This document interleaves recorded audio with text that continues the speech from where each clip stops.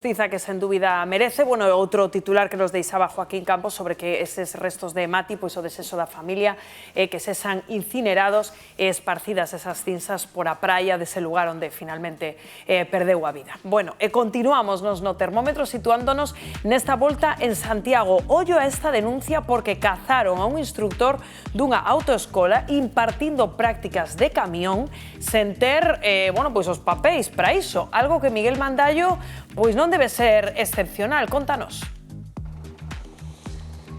Pois sí, Rocío, por eso hoxe estamos con Jesús, que é o vicepresidente das autoescolas da provincia da Coruña. Jesús, o que se denuncia é grave, pero é un caso illado ou ocorre con bastante frecuencia? No, por suerte é un caso aillado, non suele ocurrir.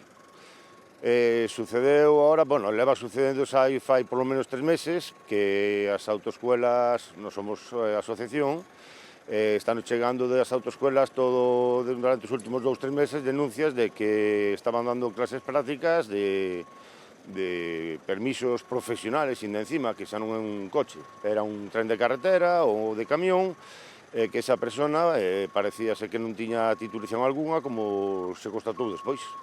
Por que chegamos a este punto de dar clases sen ter os títulos necesarios? Pois a excusa que se está poñendo sempre de falta de profesores, pero eu creo que a parte da falta de profesores é unha forma, digamos, de abaratar precios de mercado para poder competir, leva a que teñan que facer este tipo de prácticas non moi ortodoxas. Claro, estas prácticas poden xerar moita inseguridade na clientela, non? Home, esperemos que non. O sector o que está ahora todo consternado é porque a veces vai a coller sobre unha apariencia de que todo o mundo é igual e de que aquí vale todo. Como ides loitar contra estas prácticas ilegais? Pois nada, presentando cando suceda de vez en cando, porque non é habitual precisamente. Xa levábamos anos que non había este problema, pero cando empezamos a acumular denuncias na asociación de que está realizando unhas prácticas ilegales e perigosas para a ciudadanía, porque pensa que estamos falando dun vehículo pesado circulando por carretera cun alumno que leva alá unha persona que non está acreditada nin siquiera que teña formación, e ese alumno está levando un vehículo de toneladas de peso, con peligro que teña que se o alumno comete un erro, que para iso é un alumno, que pode cometer un erro, que o profesor poda actuar. De esta maneira, pois, estamos generando inseguridade vial. Pois, compañeiros, xa vedes como está a situación cas autoescolas aquí, na provincia da Coruña.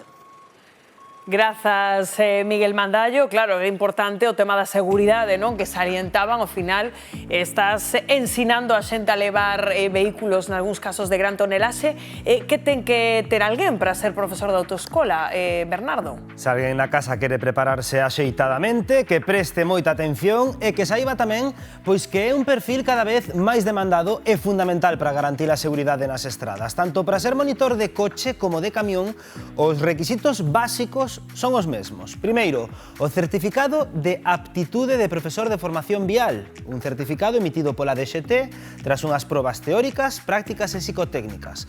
Segundo, o permiso de conducir do tipo que se vai ensinar, non? Lóxico. E terceiro, boas capacidades pedagóxicas e técnicas, xa que a formación é tanto teórica como práctica. E cales son as diferenzas? Pois ben, o permiso que precisa un monitor de coche é o B, mentres que para o camión é necesario o C, que é o que permite levar camións de máis de 3.500 kilos, ou o C máis E, para camións que leven remolque. Ademais do certificado da DXT, para os condutores profesionais de camións ou de autobús, é obrigatoria unha formación específica que aparece reflectida no CAP, que é un certificado de aptitude profesional que non precisan os instructores de coche, posto que non forman profesionais do transporte. E en canto ás condicións laborais, varía moito segundo a autoescola e a zona, pero un instructor pode cobrar entre 1.400 e 2.000 euros brutos ao mes, dependendo da carga horaria e da experiencia. É un traballo que require moitas responsabilidades, a que estás formando a futuros condutores profesionais, pero que pode ser unha saída laboral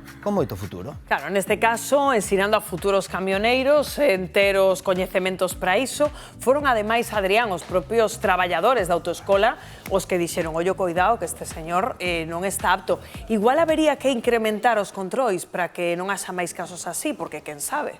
Claro, penso que debería haber ese incremento de controis polo menos por parte do propio titular da autoescola. Claro. Contrata unha persoa, ten que acreditarme documentalmente toda a titulación necesaria para poder desempeñar esa función. Aquí neste caso parece que non ocorreu ou... Ese currículum se lles escapou, polo que sexa, non? Claro, extraviou. Pero, claro, ademais dasa circunstancia de que esta autoescola non di non, e por todos se sabido que tiña prácticas, claro, ofertábase como a máis barata, pero, en fin, a vez de o barato sale caro, Bueno, Hugo. dende logo, en fin, para forrar custos, isto é o que se di, non? Que para forrar custos, pois, contrataron a persoas, a profesores que non tiñan ese CAP, que é esa última autorización para poder exercer como monitores, como profesores de autoescuela. Controis tamén por parte da DXT, que as autoescolas responden á Dirección Xeral de Tráfico, co cal fai falla tamén máis inspeccións por parte da DXT ou das entidades, en fin, das empresas que pon a DXT adscritas a DXT para que faga eses controis ás autoescolas. Dende logo fai falta máis controis e tamén desconfiar, en fin, de cando nos ofertan un prezo moito máis barato que os competidores, é que algo hai, é que algo dende logo hai.